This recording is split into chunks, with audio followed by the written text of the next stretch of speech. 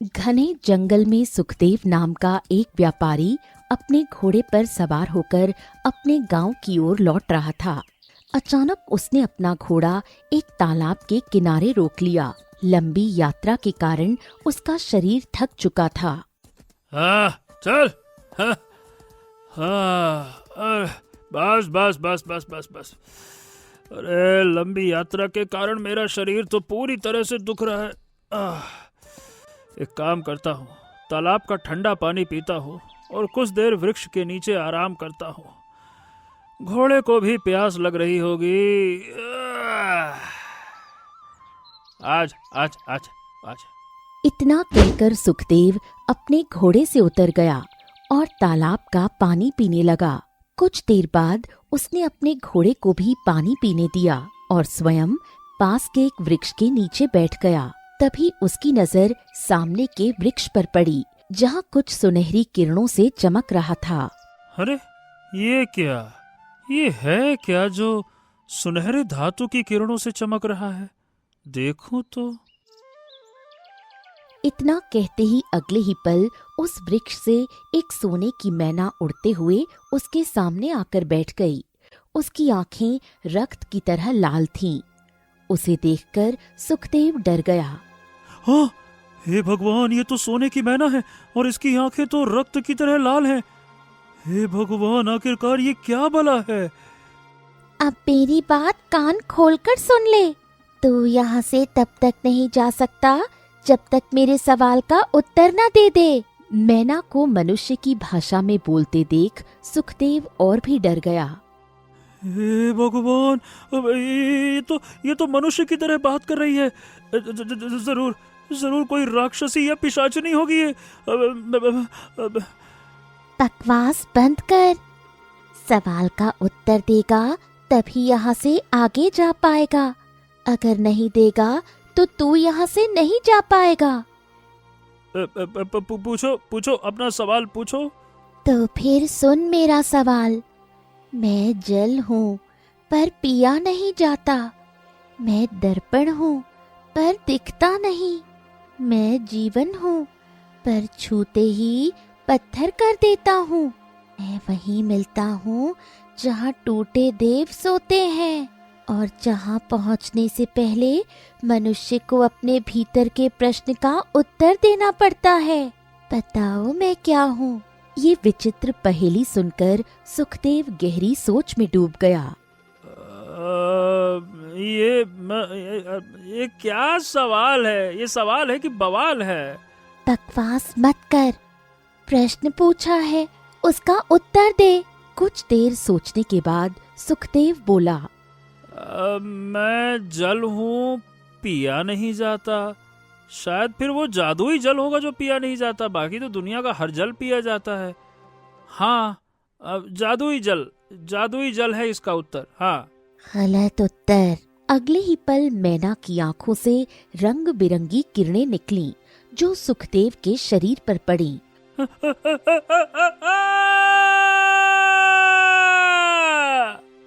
और देखते ही देखते सुखदेव पत्थर में परिवर्तित हो गया। उसके बाद मैना उड़कर फिर उसी वृक्ष पर जाकर बैठ गई। इस घटना के कुछ दिन बाद शंकरपुर गांव में मुखिया अपनी चौपाल पर बैठा था। वहां गांव के कई बुजुर्ग भी बैठे थे। बताइए मुखिया जी, आपने हम सबको यहाँ पे क्यों बुलाया है? देखो, तुम सब तो जानते हो कि जंगल में कुछ दिनों से एक जादुई सोने की मैना घूम रही है, जिसकी आंखें रक्त की तरह लाल है और वो आने जाने वाले यात्रियों से एक विचित्र सवाल पूछती है और गलत उत्तर देने पर उन्हें पत्थर का बना देती है। सबसे पहले हमारे गांव का सुखदेव पत्थर का बना, उसके बाद कुछ और लोग भी पत्थर के बन गए और अब तो आने जाने वाले यात्री भी पत्थर के बनते जा रहे हैं। अगर ऐसा ही रहा मुखिया जी, तो कुछ दिनों बाद जंगल में वृक्षों की जगह हमें पत्थर के मनुष्य ज्यादा दिखाई देंगे। ये सुनकर मुखिया क्रोधित हो गया। फालतू की बकवास मत करो, ये मजाक करने का समय नहीं है। ये चिंता का विषय है, चिंता का विषय। अच्छा, तो फिर बताइए इसका क्या हल निकाला जा सकता है? इसका एक ही हल निकाला जा सकता है। हमें जाकर केशव नगर राज्य के राजा विक्रम से इस बारे में बात करनी चाहिए और उनसे मदद मांगनी चाहिए, क्योंकि भाई हमारा गांव भी केशव नगर राज्य के अधीन ही तो आता है। क्यों भाई लोग, क्या कहते हो? वहां बैठे सभी बुजुर्ग एक दूसरे की ओर देखने लगे और सहमति दे दी। हाँ, तो फिर हम कल केशव नगर राज्य चलेंगे, लेकिन दूसरे रास्ते से जाएंगे। उस रास्ते से नहीं जहां वो सोने की मैना बैठी हुई है। कहीं वो हमसे भी प्रश्न ना पूछ ले और हम उत्तर ना दे पाए तो कहीं हम भी पत्थर के बन गए तो, समझ गए ना, दूसरे रास्ते से। तभी वहां से अर्जुन नाम का एक लकड़हारा गुजर रहा था। वो अपनी ही मस्ती में रहने वाला एक नौजवान था।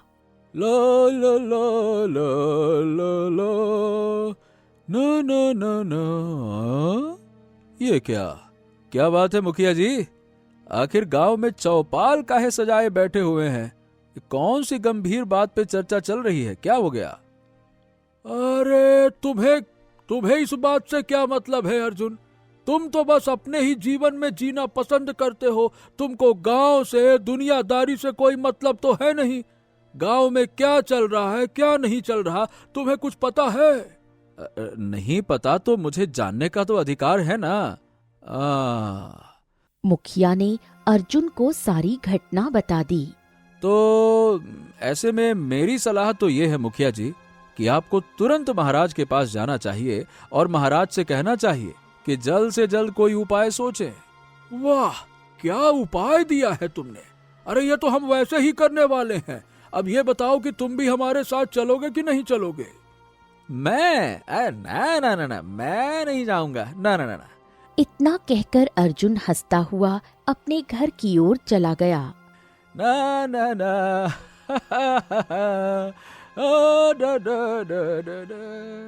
अर्जुन घर पहुंचकर हंसने लगा। उसकी बहन राधा खाना बना रही थी। क्या हुआ भैया, आप हंस क्यों रहे हैं? अर्जुन हंसते हुए सारी घटना राधा को बताने लगा।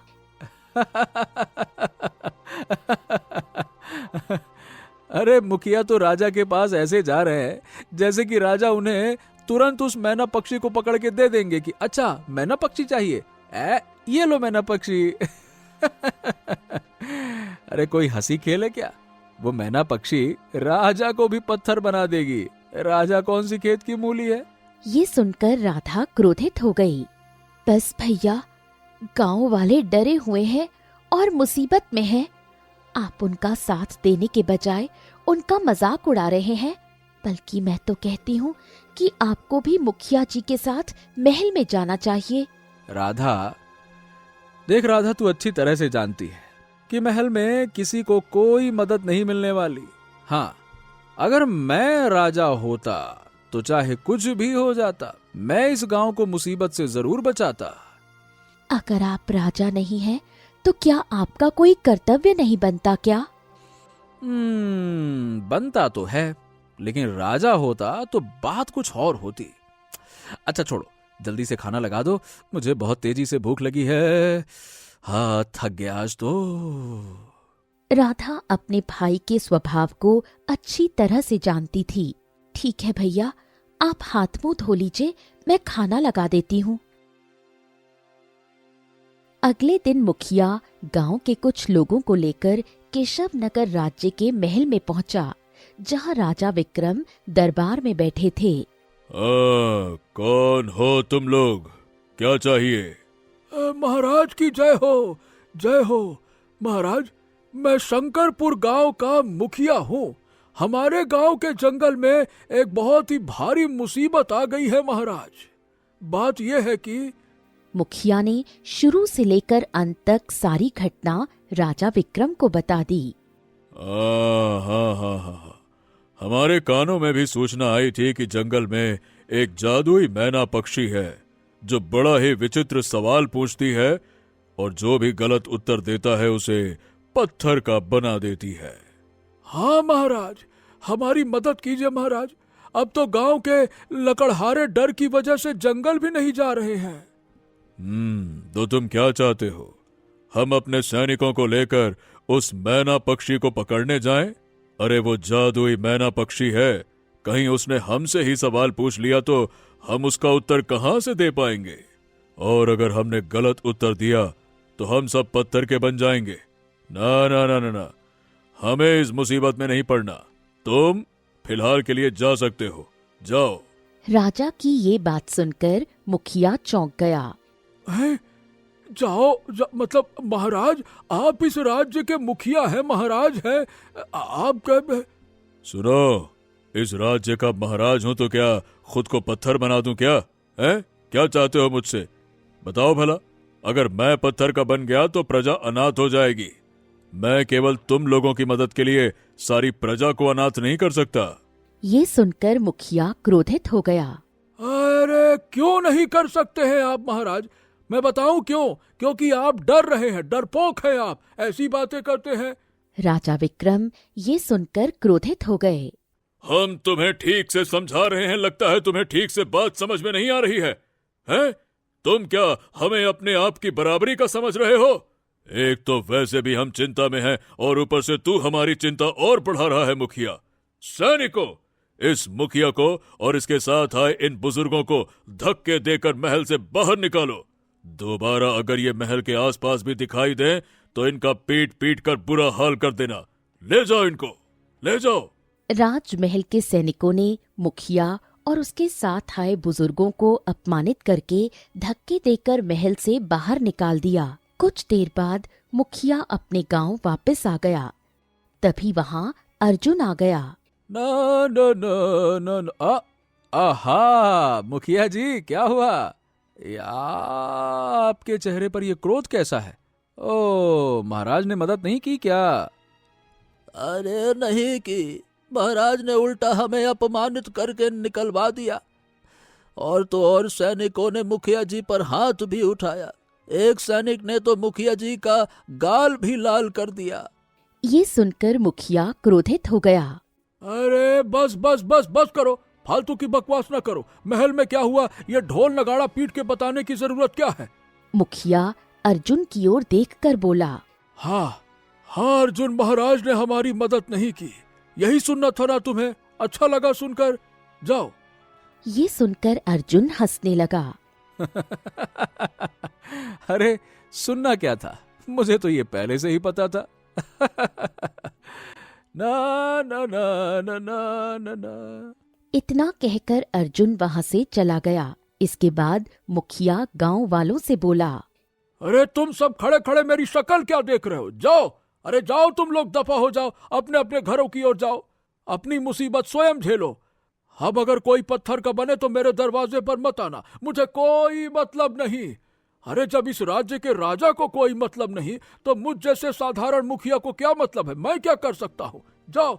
हाँ, नहीं तो मैं भी जाता हूँ। हाँ, दिमाग खराब कर। इतना कहकर मुखिया गुस्से से पैर पटकता हुआ अपने घर की ओर चला गया और गांव के अन्य लोग भी अपने अपने घरों की ओर लौट गए। अगले दिन अर्जुन कुल्हाड़ी लेकर जंगल में लकड़ियां काटने के लिए जा रहा था। रास्ते में उसे जमींदार मिल गया। अरे अर्जुन, अरे भाई कहाँ जा रहे हो तुम? मैं लकड़ियां काटने जा रहा हूँ। लकड़हारा हूँ तो जाहिर सी बात है जंगल से लकड़ियां काटने ही जाऊंगा। अरे देखो अर्जुन, उस जादुई मैना की वजह से गांव के लकड़हारे जंगल से लकड़ियां काटना छोड़ चुके हैं और डर की वजह से अपने घरों में बैठे हुए हैं। अब देखो, मेरी भी हवेली में लकड़ियां खत्म तो हो गई हैं। तुम एक काम करना, जितनी भी लकड़ियां काट कर लाना मेरी हवेली में पहुंचा देना, मैं तुम्हें उसकी दुगनी कीमत दूंगा। दुगनी कीमत दूंगा, हवेली में पहुंचा देना? अरे ओ जमींदार, मैं तुम्हारे बाप का गुलाम नहीं हूँ। लकड़ियां खरीदनी है तो बाजार चले आना, घर पहुंचा देना। ये सुनकर जमींदार क्रोधित हो गया। अरे तुम्हें मुझसे बात करने की तमीज नहीं है क्या? ये कैसे बदतमीजी कर रहे हो? ओह, ऐसा क्या कह दिया मेरे जो आप इतना भड़क रहे हैं? बदतमीजी बदतमीजी क्या कह दिया मैंने, बताइए। अरे तेरी हिम्मत कैसे हुई ये कहने की कि मैं तुम्हारे बाप का गुलाम नहीं हूँ? ये कैसे कहा तूने? हैं? मैंने तुझसे क्या कहा कि जो तू ऐसी बातें कर रहा है, बाप की बातें कर रहा है? बोल। ओ, तो मैंने कौन सा गलत कह दिया? ऐसा है, देखो कि तुम जमींदार हो तो जमींदार हो, ठीक है। मैं एक लकड़हारा हूँ और मैं अपने आप को किसी राजकुमार से कम नहीं समझता। इसीलिए जब भी कोई मुझे आदेश देता है ना, मुझे गुस्सा आ जाता है। अगर तुम मुझसे विनती करते, प्रेम से कहते, तो तुम्हारे घर लकड़ियां क्या, पूरा जंगल पहुंचा देता। लेकिन जो तुम ये आदेश दे रहे हो ना, आदेशात्मक लहजा तुम्हारा पसंद नहीं आया कि मेरे घर पहुंचा देना, दुगनी कीमत दूंगा। दैट बड़े आए। ये सुनकर जमींदार और अधिक क्रोधित हो गया। ससुरा 2 कौड़ी का लकड़हारा और बातें इतनी ऊंची ऊंची। अरे तू अपने जीवन में राजकुमार तो क्या, राजकुमार का नौकर भी नहीं बन पाएगा। नहीं तो। इतना कहकर जमींदार क्रोधित होकर वहां से चला गया और अर्जुन चुपचाप लकड़ियां काटने के लिए जंगल की ओर बढ़ गया। इधर दूसरी ओर अर्जुन की बहन राधा अपने घर के आंगन में बैठी थी। तभी उसकी सहेली गौरी वहां पर आ गई। अरे राधा, जब से उस जादुई पक्षी का आतंक फैला है, तब से तो घूमना फिरना ही बंद हो गया है। सही कह रही है। अब देख, मेरा जंगल घूमने का कितना मन कर रहा है। एक काम करते हैं, आज मेरे पिता भी घर पर नहीं है और तेरे भाई भी घर पर नहीं है। चुपके से हम दोनों जंगल में घूम कर आ जाएंगे, किसी को पता भी नहीं चलेगा। राधा ये सुनकर गहरी सोच में डूब गई। लेकिन वो जादुई पक्षी, अरे इसमें चिंता की क्या बात है, हम जंगल की गहराई में जाएंगे ही नहीं। राधा को गौरी की बात पसंद आ गई। तुम ठीक कह रही हो, चलो चलते हैं। कुछ देर बाद दोनों सहेलियां जंगल की ओर चली गईं। घूमते घूमते उन्हें एहसास नहीं हुआ कि वो काफी आगे तक निकल आई हैं। तभी गौरी की नजर एक तालाब पर पड़ी। राधा, मुझे तो बहुत प्यास लग रही है, मैं पानी पीकर आती हूँ। ठीक है, जा, लेकिन मुझे प्यास नहीं लग रही है। गौरी पानी पीने चली गई। अगले ही पल एक सोने की मैना उड़ती हुई राधा के सामने आकर बैठ गई। उसकी रक्त जैसी आंखें देखकर राधा डर गई। हे भगवान, मैं तो फंस गई। ये तो वही मैना पक्षी लग रही है जिसके बारे में गांव में अफवाह फैली हुई है। तूने ठीक सुना, लेकिन अब तू यहाँ आ ही गई है तो मेरी बात ध्यान से सुन। तुझे मेरे सवाल का उत्तर देना होगा, वरना तू भी पत्थर की बन जाएगी। यकीन नहीं आता तो अपने पीछे देख ले। राधा जैसे ही पीछे मुड़ी, उसने देखा कि कई लोग पत्थर के बने हुए खड़े थे। काश यहाँ आने से पहले मेरी और गौरी की नजर इन पत्थरों पर पड़ जाती तो हम दबे कदम वापस लौट जाते। लेकिन अब जब तुम आ ही गई हो तो मेरा सवाल सुनो। याद रखना, गलत उत्तर तुम्हें भी पत्थर का बना देगा। इतना कहकर मैना ने वही सवाल पूछा। डर के कारण राधा गलत उत्तर दे बैठी। गलत उत्तर। अगले ही पल मैना की आंखों से रंग बिरंगी किरणें निकलीं और राधा पत्थर की बन गई। इसके बाद मैना उड़कर फिर उसी वृक्ष पर जाकर बैठ गई। दूर से गौरी ये दृश्य देख रही थी और डर गई। हे भगवान, राधा तो पत्थर की बन गई। मुझे ये बात तुरंत गांव वालों को बतानी होगी। गौरी तुरंत दौड़ती हुई गांव पहुंची और गांव के मुखिया को सारी घटना बता दी। अरे, अर्जुन को कहा था कि होशियारी से काम लेना, लेकिन उसे गांव के लोगों का मजाक उड़ाने से फुर्सत मिले तब ना। क्या कहूँ मैं। तभी वहाँ अर्जुन आ गया। गांव में भीड़ देखकर वो चौंक गया। क्या हो गया? तुम सब यहाँ भीड़ जमा करके क्यों खड़े हो? क्या बात है? क्या हो गया मुखिया जी? अरे क्या हो गया? क्या तुम्हारी बहन पत्थर की बन गई है और पूछते हो क्या हो गया?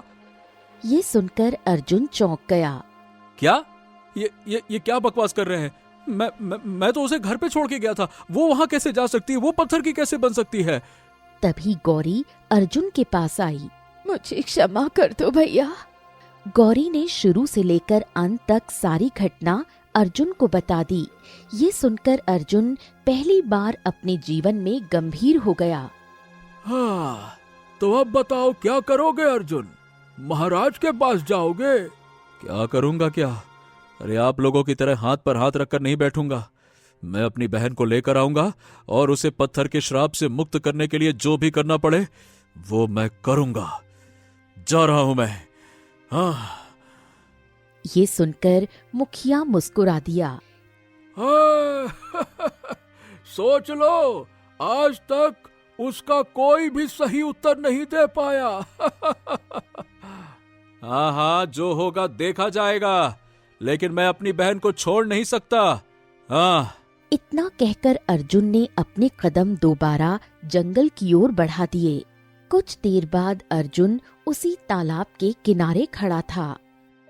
अरे कहाँ है वो सोने की मैना पक्षी जो लोगों को पत्थर बनाती है? हम भी तो सुने, आखिरकार तुम ऐसा कौन सा सवाल पूछती हो जिसका कोई जवाब ही नहीं दे पाता। कहाँ हो? देखो मैं आया हूँ, आओ सामने। अगले ही पल मैना उड़ती हुई अर्जुन के सामने आकर बैठ गई। तू तो बड़ा ही बहादुर मनुष्य है, वरना कितने ही मनुष्य आए और डर की वजह से गलत उत्तर देकर पत्थर के बन गए। लेकिन मैं डरता वरता नहीं हूँ। अरे पूछ अपना सवाल और मेरी बहन को ठीक कर। तो फिर मेरा सवाल सुन। मैं जल हूँ पर पिया नहीं जाता, मैं दर्पण हूँ पर दिखता नहीं, मैं जीवन हूँ पर छूते ही पत्थर कर देता हूँ, मैं वहीं मिलता हूँ जहाँ टूटे देव सोते हैं और जहाँ पहुँचने से पहले मनुष्य को अपने भीतर के प्रश्न का उत्तर देना पड़ता है। बताओ मैं क्या हूँ? ये सुनकर अर्जुन चौंक गया और गंभीर सोच में डूब गया। अरे ये सवाल नहीं, ये तो एक पहेली है। ये सुनकर पहली बार सोने की मैना चौंक गई। बिल्कुल सही, ये एक पहेली ही है, लेकिन ये इसका उत्तर नहीं है। हाँ जानता हूँ ये उत्तर नहीं है, इसका उत्तर मुझे तलाशना पड़ेगा। तूने जो पहेली पूछी है उसका उत्तर खोजने के लिए क्या तू मुझे थोड़ा सा समय दे सकती है? हाँ बिल्कुल दे सकती हूँ।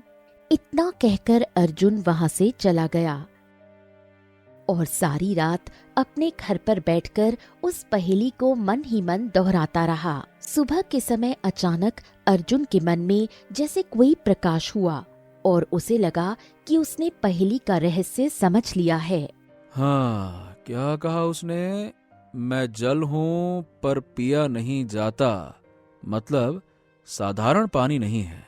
मैं दर्पण हूँ पर दिखता नहीं, मतलब रहस्यमयी या जादुई जल। मैं जीवन हूं पर छूते ही पत्थर देता हूं, मतलब श्रापित तालाब। जहां टूटे देव सोते हैं, मतलब खंडहर देवालय। पहुंचने से पहले मनुष्य को अपने भीतर के प्रश्न का उत्तर देना पड़ता है, मतलब खंडहर के अंदर जरूर कोई रहस्य छुपा है।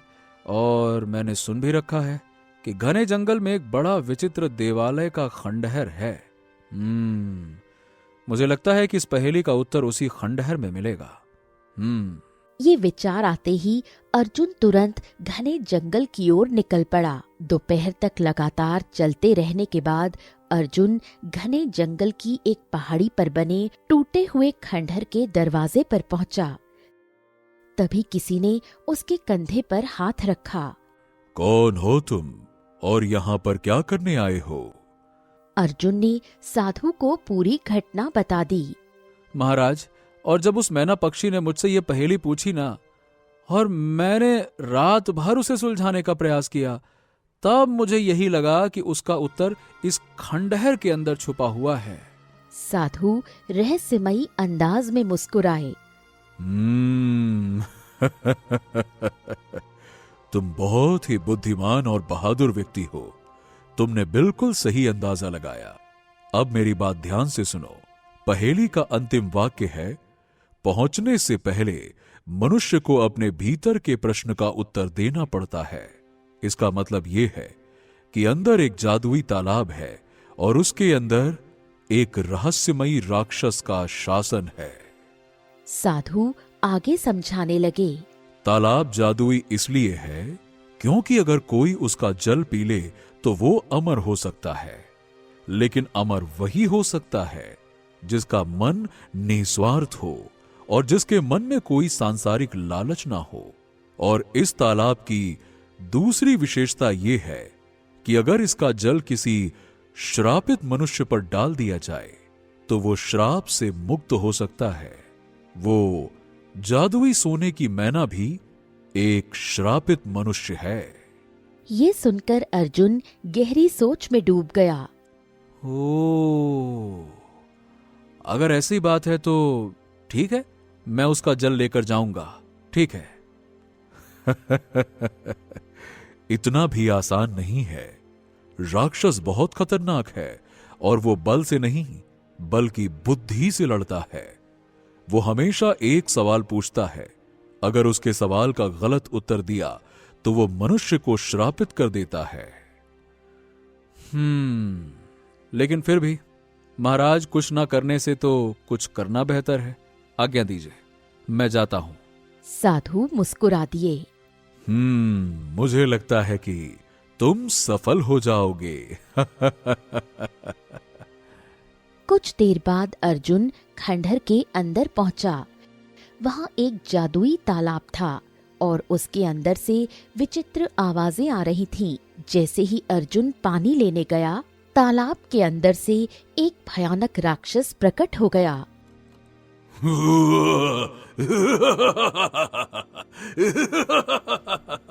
तेरी हिम्मत कैसे हुई इस तालाब का जल लेने की?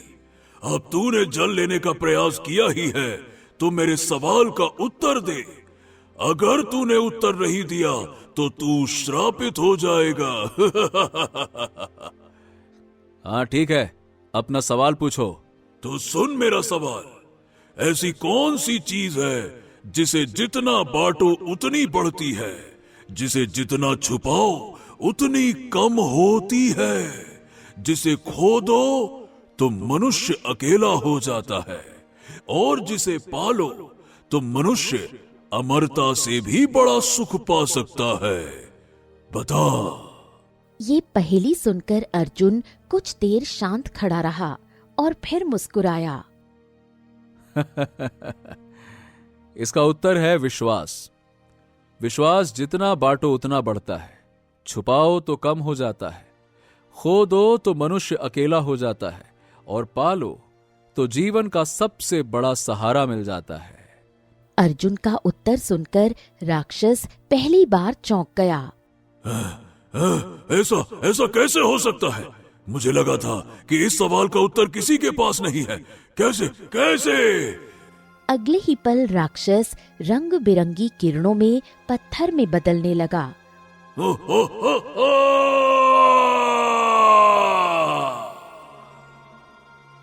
और कुछ ही देर में वो पूरी तरह पत्थर का बन गया।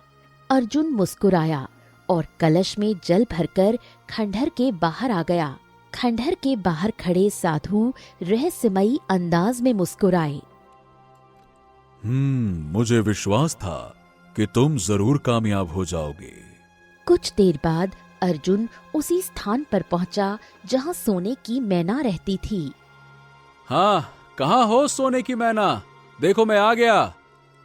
अगले ही पल सोने की मैना उड़ती हुई वहां आकर बैठ गई। क्या तुझे पहेली का उत्तर मिल गया? अर्जुन तुरंत कलश का जल मैना पर डाल देता है।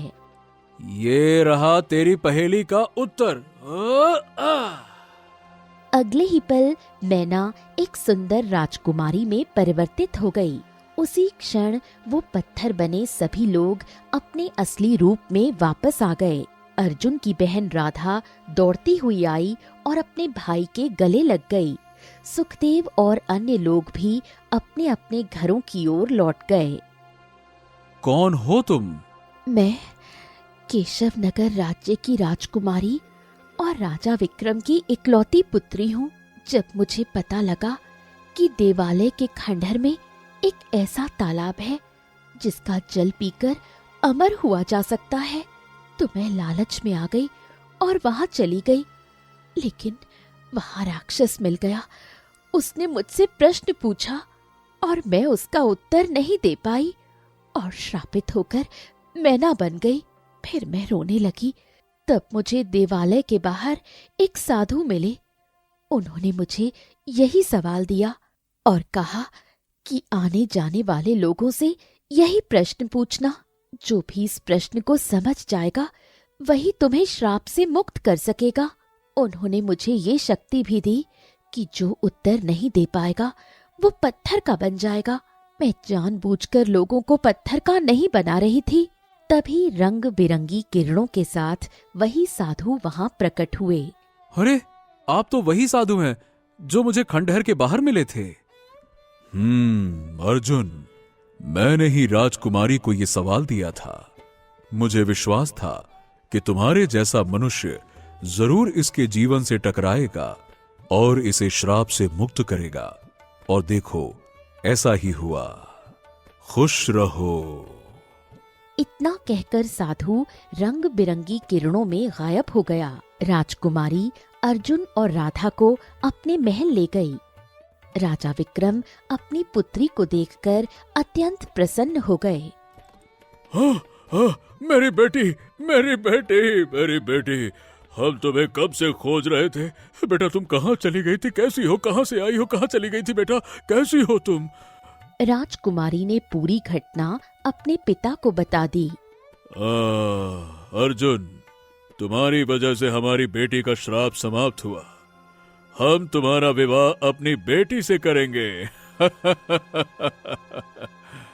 कुछ ही दिनों में अर्जुन और राजकुमारी का विवाह धूमधाम से संपन्न हुआ और राजा विक्रम ने अर्जुन को अगला राजा घोषित कर दिया। राजा बनने के बाद अर्जुन ने अपनी बहन राधा का विवाह एक दूसरे राज्य के राजकुमार से कर दिया। कुछ दिनों बाद अर्जुन अपनी पत्नी राजकुमारी के साथ अपने गांव पहुंचा। अर्जुन को राजा बना देखकर गांव के सभी लोग चौंक गए। अरे अर्जुन, अरे बेटा, बेटा मेरे बच्चे, तुम तो सचमुच राजा बन गए। हाँ, और नहीं तो क्या। मैं तुमसे हमेशा कहता था जमींदार कि मैं एक दिन राजा बनूंगा। बेटा, मैं अपने शब्द वापस लेता हूँ। माफ कीजिएगा महाराज, मैं अपने शब्द वापस लेता हूँ। हाँ, कोई बात नहीं जमींदार, कोई बात नहीं। कुछ दिनों बाद अर्जुन अपनी पत्नी राजकुमारी के साथ अपने राज्य वापस लौट गया।